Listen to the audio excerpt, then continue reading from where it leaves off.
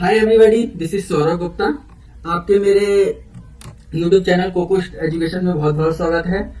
ठीक है, तो आज के हम लेक्चर में पॉवर्टी का दूसरा पार्ट पढ़ेंगे। पहले हमने पार्ट 1 वीडियो रिकॉर्ड कर दी है। पार्ट 1 वीडियो के अंदर आपने क्या पढ़ा था कि पॉवर्टी क्या है, व्हाट इज पॉवर्टी, पॉवर्टी की मेजरमेंट टेक्निक्स क्या हैं, ये हमने पढ़ चुके हैं। मेजरमेंट में हमने दो चीजें पढ़ी थी। एक तो हमने पढ़ा था कि रिलेटिव मेथड मतलब सापेक्षिविटी, रिलेटिव मेथड और नॉन रिलेटिव मेथड जो कि इंडिया में यूज होता है, यही हम पढ़ लेते। उसके बाद अब हम इस लेक्चर में क्या क्या देखेंगे। एक तो हम कमेटी क्या कहते हैं हिस्ट्री देखेंगे कि इंडिया की जो इंडिपेंडेंस थी उससे पहले पॉवर्टी किसने मेजर करी या फिर कैसे करी, क्या करी, ये देखेंगे। दूसरी चीज हम देखेंगे आजादी के बाद हमने क्या क्या कमेटीज बनाई, जो कि सबसे इंपॉर्टेंट टॉपिक है। ठीक है, और उसके बाद हम देखेंगे कि मोदी गवर्नमेंट के आने के बाद फिर हम कैसे एमपीआई पे शिफ्ट हुए, मतलब मल्टी डायमेंशन पॉवर्टी इंडेक्स पे हम शिफ्ट हुए। तो चलिए फिर लेक्चर को स्टार्ट करते हैं। मैं हूं सौरभ गुप्ता। तो देखिए, इंडिया की जो हम आजादी से पहले की बात करें, स्वतंत्रता से पहले की बात, तो दादा भाई नेहरू जी थे इंडिया की। इन्होंने पॉवर्टी को की मापा था कि कितने लोग पॉवर्टी हैं। मतलब इन्होंने बुक भी लिखी थी अपनी, poverty and British rule of India.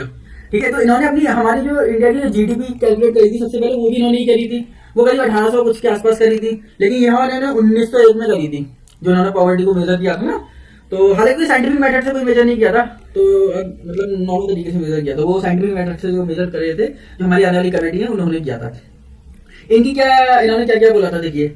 जो बंदा कंजम्पशन को आधार आया, मैंने बताया था ना कि कंजम्पशन को आधार लेना ज्यादा बेटर है एज कम्पेयर टू इनकम को आधार लेते, क्योंकि हो सकता है कोई इनकम कम हो लेकिन वो घर से बहुत अच्छी वेल्दी फैमिली से हो, लेकिन कंजम्पशन पे तो इंसान अपना खर्चा करेगा ही ना, भले ही कितना भी कंजूस किया ना हो, और अच्छा घर लेगा अपने लिए तो करेगा ही, बाकी और किसी लिए करे ना करे।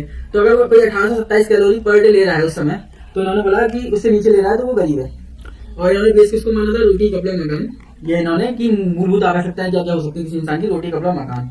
और आगे इन्होंने पर ईयर 16 रुपए 35 पैसे कुछ इन्होंने एक डेटा दिया था कि इतनी इनकम इससे नीचे वाले क्या है, गरीब है। देखो उस समय के हिसाब से काफी रुपए होते हैं। ठीक है, अब देखते हैं कमेटीज, जो कि सबसे फेवरेट क्वेश्चन है एग्जामिनर का। इससे क्वेश्चन बहुत बनते हैं। ठीक है, मतलब यूके बीएससी हो गया या फिर यूके ट्रिपल एससी के जो एग्जाम्स होते हैं, मतलब उत्तराखंड में जो एग्जाम्स होते हैं, उसमें तो ये क्वेश्चन काफी आते हैं भर भर के।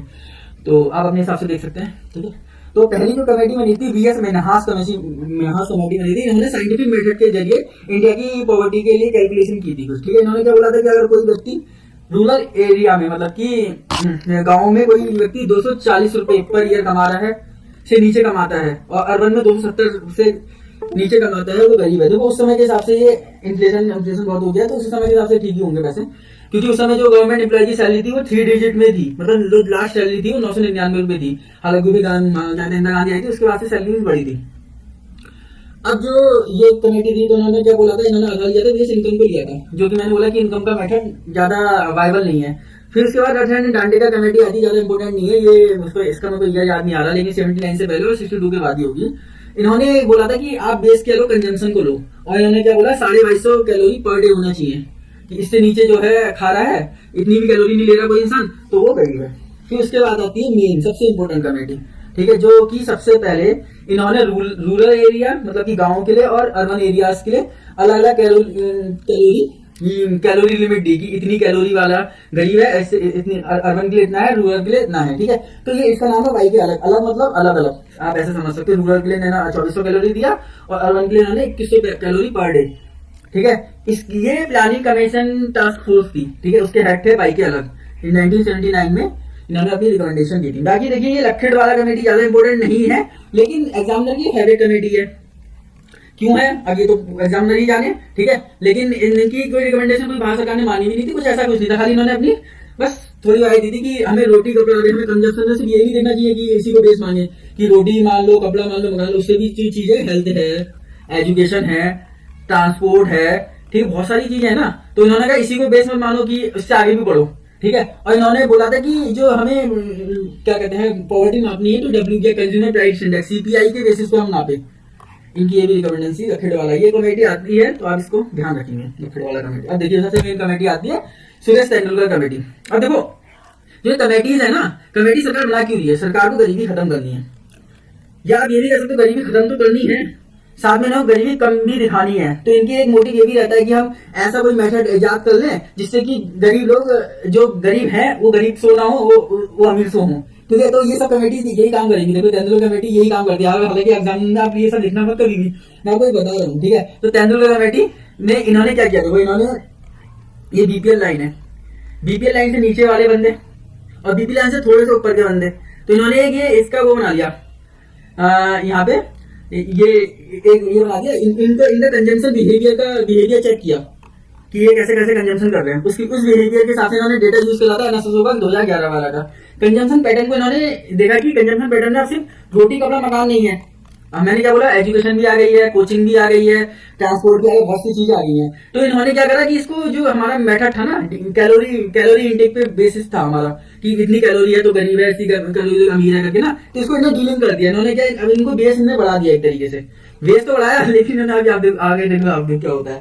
इन्होंने क्या बोला, इन्होंने दो चीजों में डिवाइड कर दिया, तो फूड आइटम्स में और नॉन फूड एसेंशियल आइटम। इन्होंने एक बास्केट तैयार करी, सब चीजें ऐड करी इसमें। ठीक है, एजुकेशन भी ऐड करी होगी, हेल्थ केयर भी ऐड किया होगा, फूड आइटम भी ऐड किया होंगे, रोटी कपड़ा मकान सब ऐड किया। फिर इन्होंने देखा कि इतना पर डे, मतलब एक व्यक्ति पर डे रूरल एरिया में, मतलब गाँव में 32 रुपए कमाता है, 32 से नीचे कमाता है, और शहरों में 47 से नीचे कमाता है, तो वो क्या है, गरीब है। अब सोचो यार, खुद सोचो, क्या 47 रुपए में शहर में या फिर 32 रुपए में गाँव में। ठीक है, ये 2005 क्या कहते हैं, इन्होंने 2011 के आसपास की रिपोर्ट दी थी, 2005 में बनी थी कमेटी।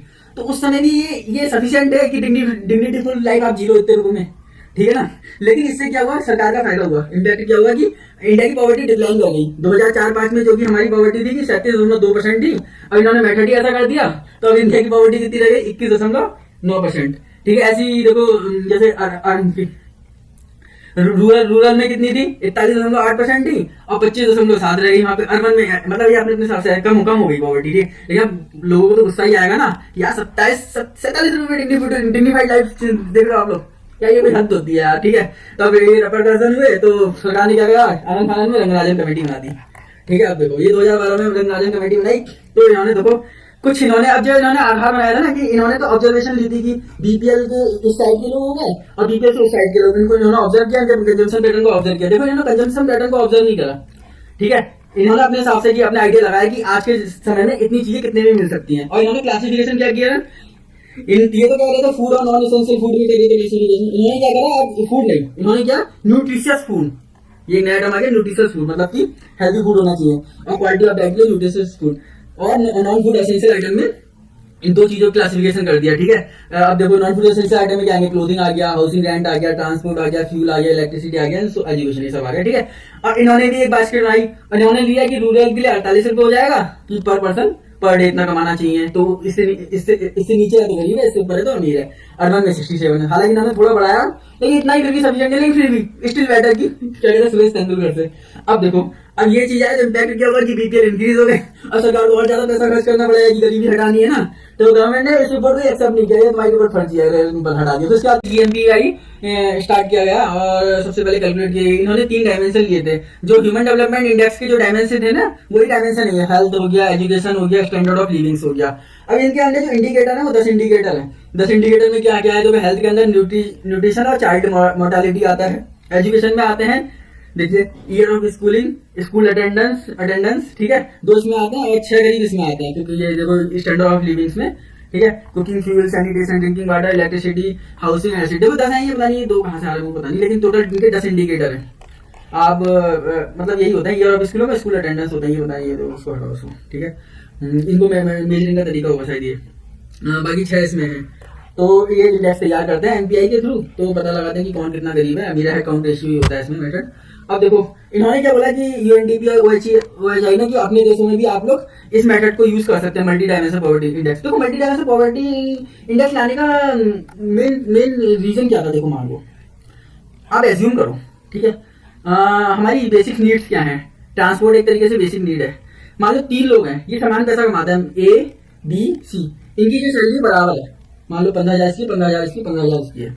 अब हो सकता है ये ए वाला बंदा जो है, इसकी सबकी पर कैपिटा अगर हम इनकम की बात करें 15 है, लेकिन ये ऐसी जगह पे रहता है जहाँ पे ट्रांसपोर्ट फैसिलिटी नहीं है, ठीक है। तो अगर हम मॉनेटरी टर्म की बात करेंगे उसमें तो हम देखेंगे कि दोनों बराबर है, मतलब कोई गरीब नहीं है। लेकिन एक तरीके से गरीब तो ए वाला हुआ ना, क्योंकि यहाँ पे इसको ट्रांसपोर्ट फैसिलिटी नहीं मिल रही है। हो सकता है बी वाले के पास क्या कहते हैं एजुकेशन की फैसिलिटी ना हो। तो ये सबको अलग अलग, मतलब कि हर किसी का डेफिनेशन अलग अलग होता है। तो हम एक इनकम के बेसिस पे हम किसी को कैलकुलेट नहीं कर सकते, तो हमें मल्टी डायमेंशन में जाना पड़ेगा हमें। इसलिए मल्टी डायमेंशन पॉवर्टी इंडेक्स का कॉन्सेप्ट आया था। ठीक है, तो यूएनडीपी ने बोला कि सभी देशों से कि आप देखो जो देखते हैं हमारा फ्रेमवर्क यूज कर लो, या तो 10 इंडिकेटर बनाओ या फिर अपने आप कस्टमाइज भी कर सकते हो अपनी लोकल कंडीशन उसके हिसाब से। तो इंडिया ने क्या करा 2021 में कस्टमाइज फॉर्म में एमपीआई ये कर दिया। देखो इनके हेल्थ में दो थे, एक तो न्यूट्रिशन था और चाइल्ड एंड एडोलेसेंट मोर्टेलिटी था। तो हमने एक एक्स्ट्रा चीज क्या रख दी यहाँ पे, मैटरनल हेल्थ रख दिया। ठीक है, एक हमने स्टैंडर्ड ऑफ लिविंग में ऐड कर दिया। 6 थे ना इनके यहाँ पे, कुकिंग फ्यूल था, सैनिटेशन था, ड्रिंकिंग वाटर था, हाउसिंग था, इलेक्ट्रिसिटी था, एसेट था। हमने एक बैंक अकाउंट भी, देखो पीएम जनधन योजना जो है ना, तो ये हमारे यहाँ अच्छी चली है। तो हो सकता है मोदी ने इसको रख दिया क्योंकि इससे इंडेक्स भी थोड़ी इफेक्ट आता है ना, तो बैंक अकाउंट भी रख दिया यहाँ पे। बाकी एजुकेशन हमने 2 ही रखा है, स्कूलिंग और स्कूल। देखो मेन ये 10 है, 2 तो यहाँ पे हो गए, 2 ये हो गए और 6 ये हो गए। बाकी इंडिया में 2 ऐड कर रखे हैं, मैटरनल हेल्थ और बैंक अकाउंट। तो और ये अकाउंट जारी करता है हमारे यहाँ पे नीति आयोग करता है, जो कि किसके साथ मिलकर करता है, यूएनडीपी और ओपीएचआई के साथ। तो कुछ हम डेटा देख लेते हैं 2023 में, जो कि national multi dimensional poverty index आया था इंडिया का। तो कुछ डेटा देख लेते हैं। देखो ये क्या कह रहा है कि एमपीआई के हिसाब से हमारे जो 2013 की जो गरीबी थी, मतलब मोदी जी ने अपने आने से पहले का बताया कि 29.7% थी इंडिया में गरीबी, जो कि अब कितनी रह गई है 11.28%। ठीक है, ये डेटा के हिसाब से है। तो हमने टोटल जो 9 सालों में करीब लगभग 25 करोड़ रुपए पॉवर्टी से निकाले हैं। अब रूरल एरिया में भी आप डेटा देख सकते हैं कि पहले 32.59% थी, अब 19.28% रह गई है। बाकी अर्बन का भी मेंशन किया हुआ देख लेना, आप गूगल कर सकते हैं, फिर वो देख लेना।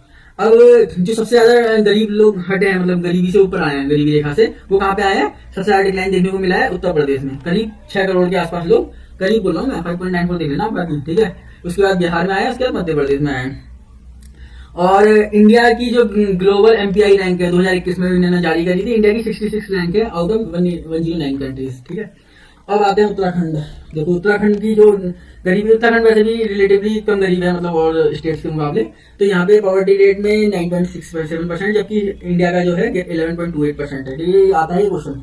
और जो कि पहले 2015-16 में इंडिया उत्तराखंड की कितनी थी, 17.67%। और सबसे ज्यादा जो रिडक्शन हुआ है हरिद्वार डिस्ट्रिक्ट में हुआ है इंडिया में, सॉरी उत्तराखंड में। अब देखिए, तो ये तो मेरी हो गया लेक्चर। अब यहाँ पे आप क्वेश्चंस को आपको सॉल्व करने हैं, तो आप मेरे ये जो ग्रुप है ना, आप इसको ज्वाइन कर लीजिए। मैंने ये क्वेश्चन करीब 10 क्वेश्चन पॉवर्टी पे बनाए थे और उनका क्विज भी कराया था। तो ये कुछ क्वेश्चन है, आप देख सकते हैं, पॉज करके आप इनको पढ़िए और सॉल्व करने की कोशिश करिए। बाकी देखिए, थैंक यू। तो आपको मेरा लेक्चर कैसा लगा प्लीज कमेंट करिए और लाइक शेयर सब्सक्राइब करिए। बाकी देखिए, लास्ट में यही कहता हूँ मैं, hope is the good thing and may be the best of thing and no good thing ever die. तो चलिए फिर मिलते हैं नेक्स्ट लेक्चर में।